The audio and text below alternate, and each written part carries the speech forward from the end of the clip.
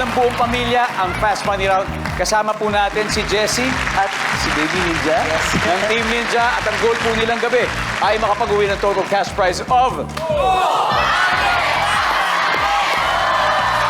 At tatanggap din ng 20,000 ang napiling charity.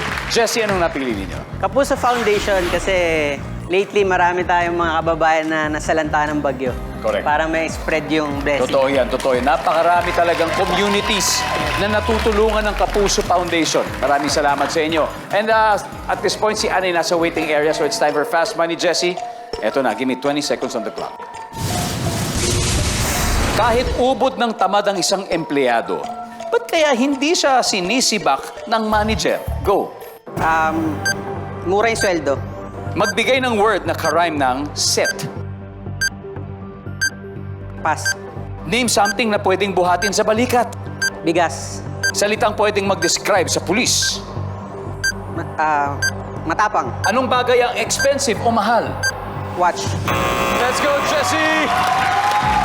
Kahit ubod ng tamad ang isang empleyado, bakit kaya hindi masibak-sibak ng manager? Kasi mababa ang sweldo. Ang sabi ng survey ay, wala.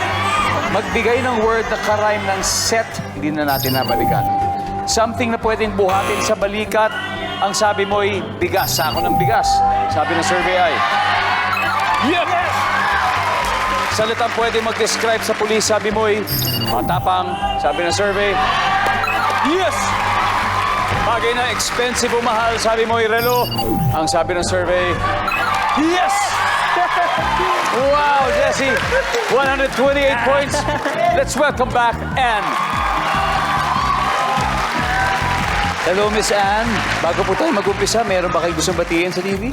Binabati ko po yung pamilya ko sa Pasay, Solis Family and Katayog, especially Corcuera family po. There you go. Alam niyo, good news ha. Si Jessie, 128 points po nakuha. 72 na lang ang kailangan ninyo.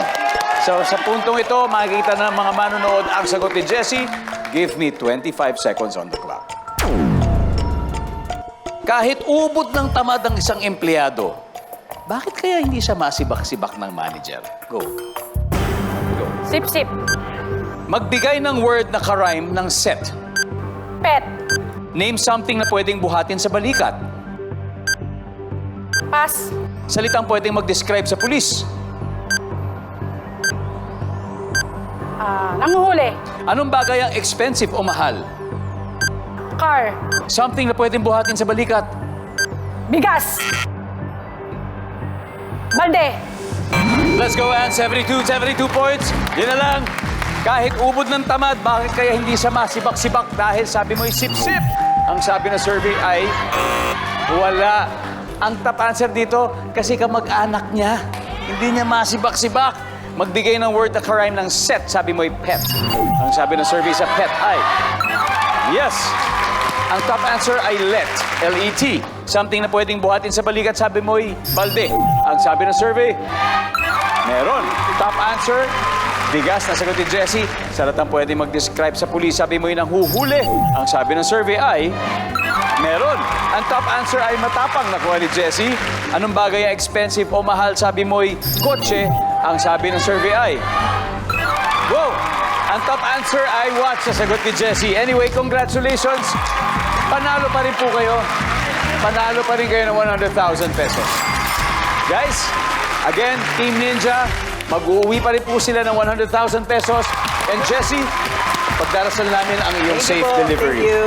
Alright? Thank you, Pedro. Maraming salamat sa inyo. And of course, Kyle and the team, sa ulitin. Ulitin. You're welcome anytime. Bawi kami. Ha?